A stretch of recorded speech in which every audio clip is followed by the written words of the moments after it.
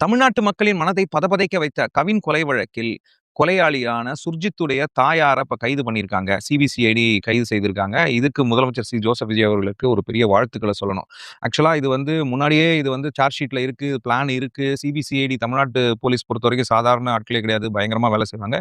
இருந்தாலும் முதலமைச்சர் ஜோசப் விஜய் அவர்கள் வந்ததுக்கு அப்புறம் போலீஸ் அவர்கிட்ட இருக்கு. கைது செய்யுங்க அப்படின்னு ஒரு எஸ் சொல்றதுன்னு ஒண்ணு இருக்கு இல்லையா? ஸோ அதுல அவர் உறுதியா இருந்திருக்கிறாரு அப்படிங்கிற நம்பிக்கையில இது பாராட்டத்தக்க விஷயம்.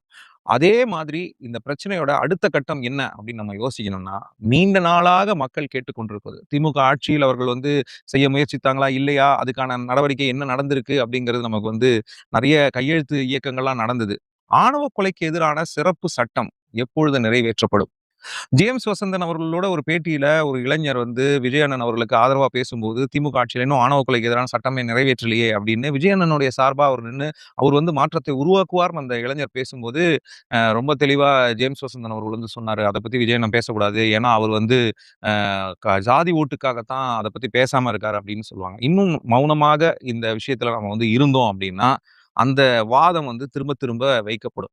விஜயண்ணன் அந்த மாரியான மனநிலை கொண்டவர் இல்லன்னு நல்லாவே நமக்கு தெரியும்.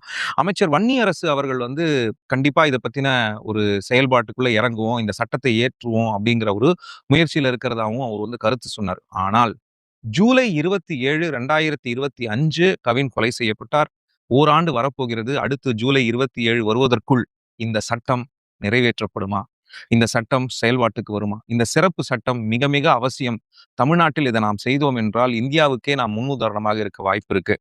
விஜயண்ணன் அவர்கள் இந்த அவசியத்தை புரிந்து கொண்டு, ஆணவ கொலைக்கு எதிரான சிறப்பு சட்டம் தமிழ்நாட்டில் எழுதி அவர் கையெழுத்து போடுறது மிக மிக ஒரு முக்கியமான ஒரு விஷயமாக, ஒரு மைல்கல்லாக இருக்கும்.